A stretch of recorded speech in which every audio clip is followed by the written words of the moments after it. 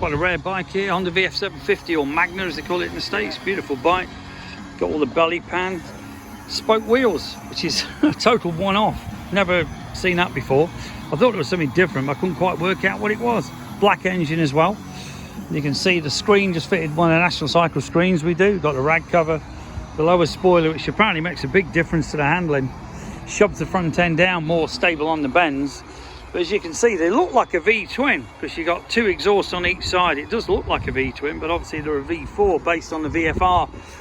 But obviously more tuned for bottom end than the torque than the top end. That is pointless on a cruiser really anyway. You want that acceleration. I know someone who had one.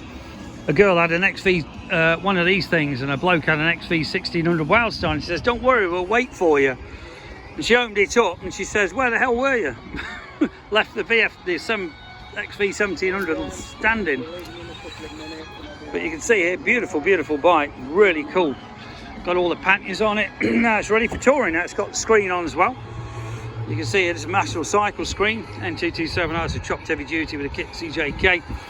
Proper, real thick stuff. This is adjustable for height.